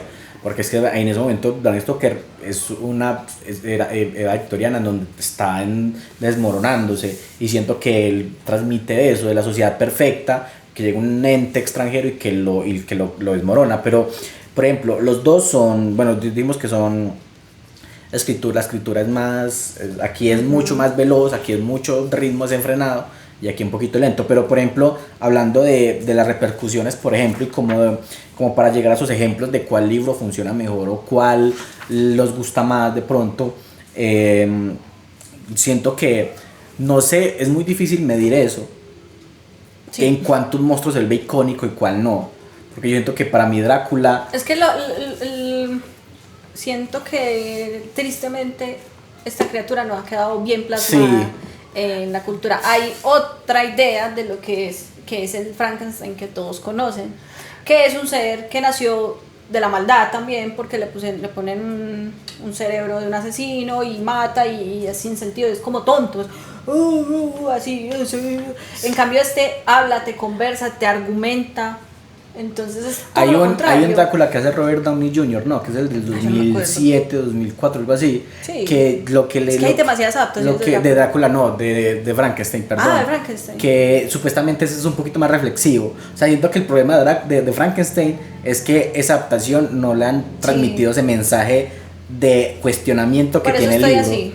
Ajá, de Guillermo del Toro puede que le dé más... Porque sería genial ver esto. Porque es que Drácula ha tenido, Drácula ha tenido 1000 adaptaciones, no son, o sea, no se pone, por ejemplo, el Drácula de Bela Lugosi, que es el de la época, pues, del cine a blanco y negro de terror, y pues ese Drácula, o sea, ese Drácula no es el Drácula de Bram Stoker, pues no es, o sea, es un Drácula también muy diferente. Yo creo que lo más cercano al Drácula de Bram Stoker es el Drácula de Bram Stoker de que salió en los 80, no me acuerdo.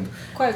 La película del 91. Creo que es lo más fiel hasta ese momento de Drácula, porque Drácula no, sino que es que siento que el monstruo de Drácula, por cómo está, o sea, siento que la iconicidad del monstruo de Drácula también viene desde el punto de vista de qué queremos ser, por cómo se ha convertido, porque creo que con el tiempo Drácula se ha convertido en el aristócrata eterno, en el sentido de que es una persona de mucho poder, de dinero, elegante, atractivo, y que con el tiempo como que se ha construido esa imagen, y siento que es lo que se ha vuelto más icónico, porque como sociedad creo que es lo que aspira a general. Frankenstein es un cuestionamiento a lo contrario de eso, a lo contrario de, bueno, la sociedad es una sociedad que aparta a los feos, que aparta a los que tienen aparta a los que tienen enfermedad, aparta esto. Y eso se ve muy, muy real. Sí. O sea, es que, por ejemplo, es que esa consiguió trabajo porque es bonita. Sino que es que siento que lo icónico, o sea, yo no, la teoría que a mí se me olvida, o hay cosas que me olvidan, pero alguien que en los comentarios pueden corregir, pero siento que lo icónico siempre va marcado hacia lo que queremos ser. Por eso es que Madonna se vuelve icónica, por eso es que el talento de Michael Jackson se vuelve icónico, porque es un talento, o sea, entonces siento que hay monstruos que se vuelven icónicos, pero es porque transmiten algo que como sociedad queremos ser. Pues porque es que Drácula se volvió como ese icono de riqueza, poder, sensualidad, de inmortalidad. O sea, es vivir siempre joven. Entonces siento que por eso quedó tan icónico, y es porque también tiene algo muy remarcado, y es que, o sea, en su estética es como muy reconocible, como que los colmillos se ven muy reconocibles, el traje de Bela Lugosi con la capa y así de smoking se ve muy reconocible, hasta el Nosferatu del 22 es súper, o sea, siento que estéticamente también hace más reconocible que el Frankenstein, que ha tenido como tantas formas, que los tornillos. Sí, es que esto acá cosido, que no es así, o sea, si tú te pones a ver la descripción, no es así, para nada. Al parecer, por lo que se vio en el de Guillermo del Toro, sí se ve como así, que las partes del cuerpo así como si fueran pegadas una con otra. Pues porque como el proceso no se describe en el libro, entonces da más libertad a bueno, cómo lo pudo haber creado. Pero en ese sentido yo siento que Drácula se vuelve más icónico es por eso, y siento que es mucho más icónico que Frankenstein, mucho más. Yo siento que lo que le hace falta a Frankenstein es una buena adaptación, porque la historia estoy segura que le va a encantar a más de uno, por todos esos cuestionamientos que se hace él en cuanto a cómo lo trata la sociedad, en cuanto a cómo se ve, lo que él quiere, cómo él se venga, incluso como Víctor reacciona a todo eso, como el monstruo que yo creé, cómo lo ignora, cómo luego va a querer arreglar la situación y pues no puede.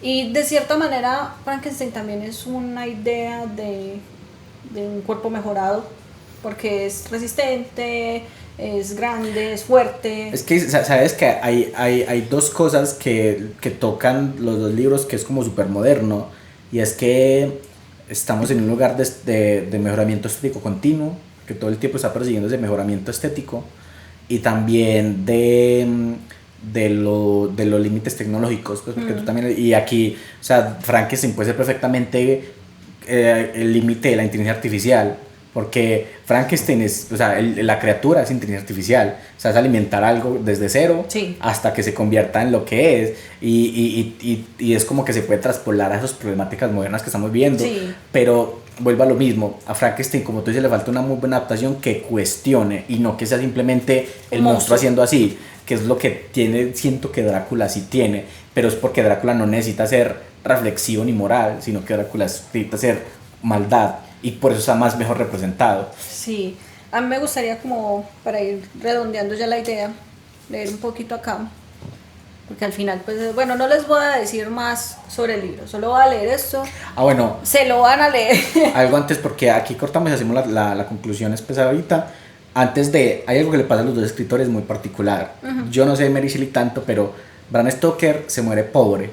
Bram Stoker en vida nunca recibió el conocimiento por Drácula que recibió póstumo. Es la esposa que después se encarga de eso, que es más, tú me lo contaste y me acordaste, porque cuando sale Nosferatu el 22, ella es la que se encarga de decir, hey, venga, eso no es Drácula, no pueden hacer eso con Ajá, el ella personaje. pelea eso legalmente.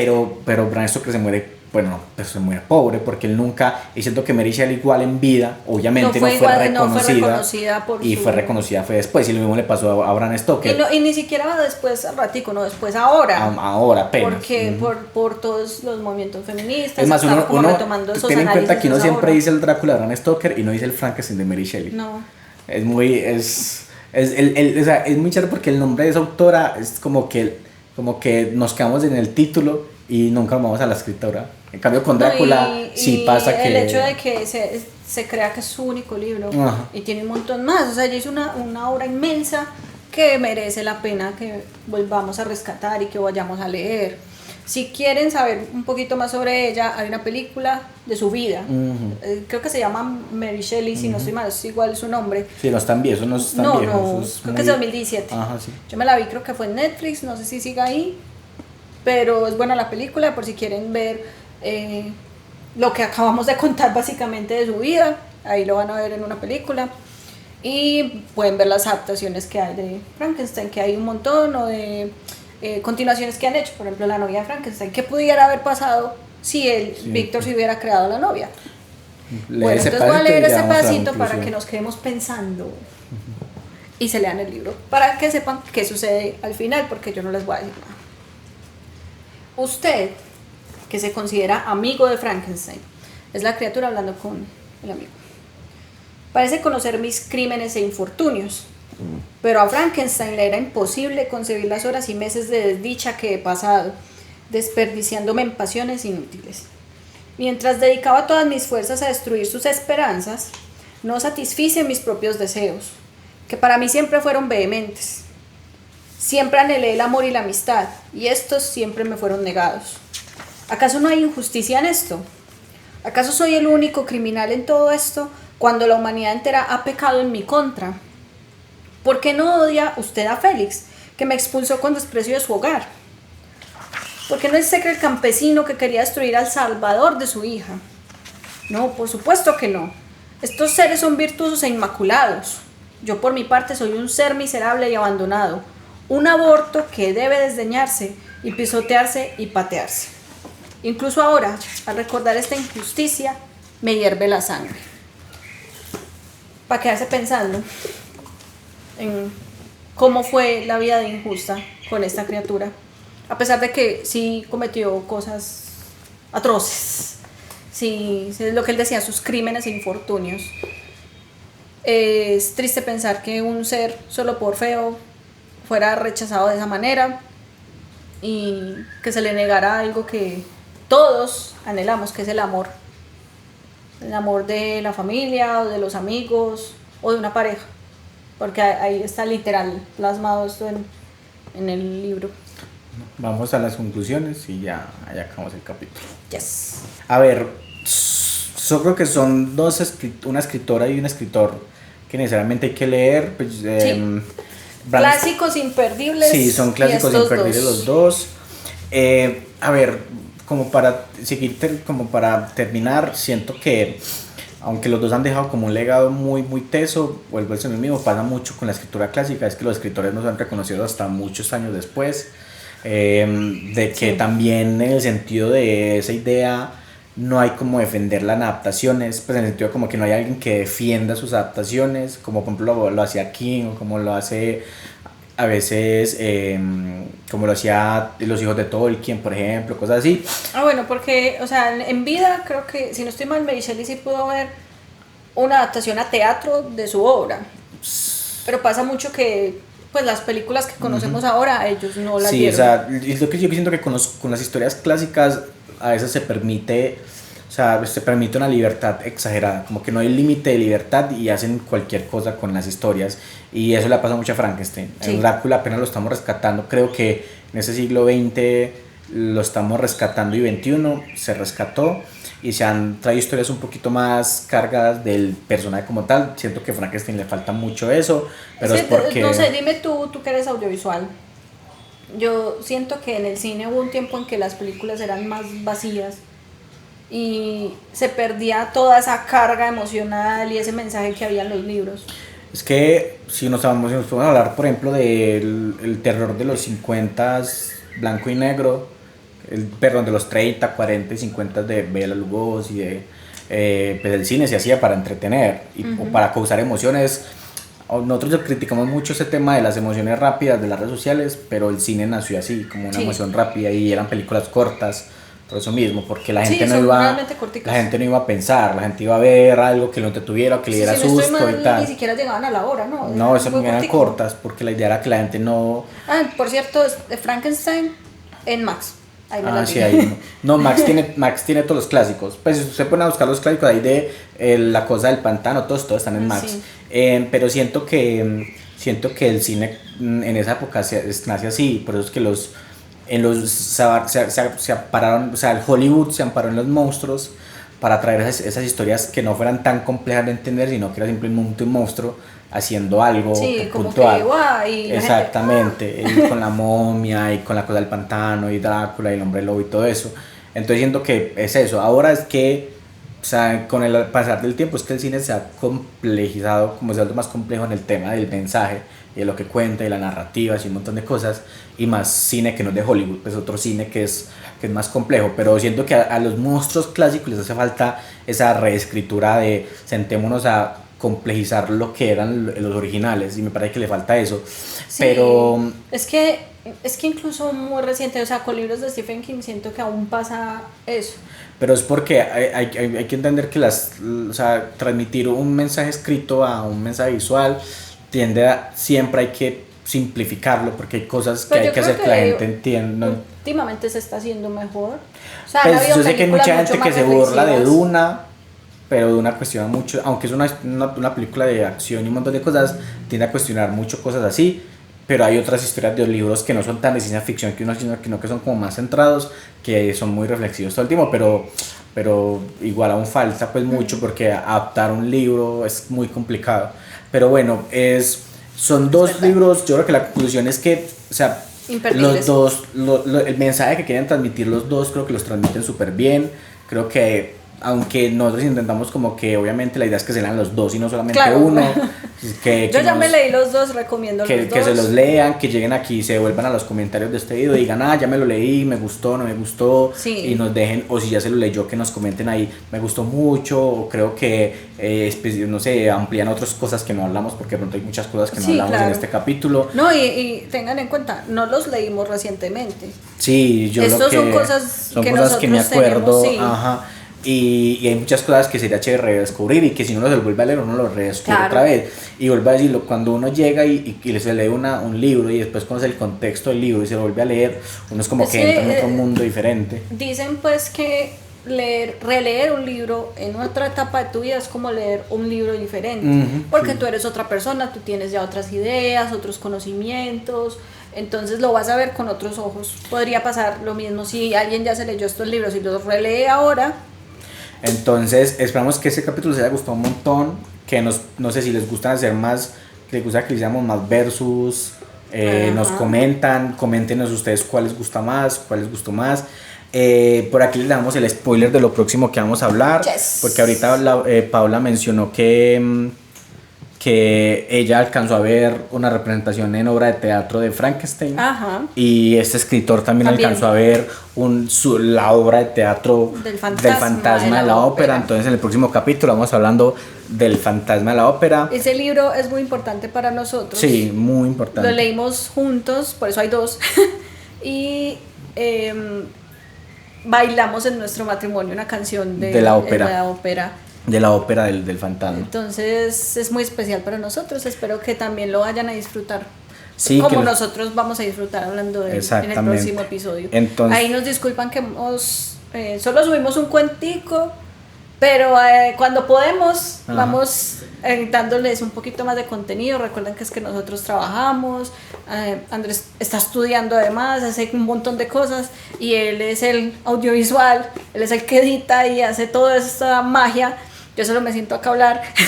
Entonces hay que contar con sus tiempos y ha sido difícil. Sí, entonces vuelvo a decir, apóyennos, comenten, suscríbanse en YouTube, en Spotify, denle a seguir, síganos en nuestras redes sociales, en Instagram y también muchas gracias. TikTok, y muchas gracias. Sí. Muchas gracias porque hay personas que nos han hecho comentarios chéveres, que nos han dicho que les ha gustado el contenido, que lo ven. Entonces vemos que, bueno, no es solamente algo que hacemos porque disfrutamos, porque hablar de esto nos encanta, sino que estamos viendo que a otras personas les gusta escucharnos y eso vale, o sea, pues que valga la pena este esfuerzo. Entonces esperemos que se lo lean, que les haya gustado, que nos escuchen en el próximo capítulo y esto fue, coméntenos cuál ganó en los comentarios. Y no, esperamos que nos escuchemos en otro capítulo. Esto fue Lectura de Café y nos vemos en un próximo capítulo.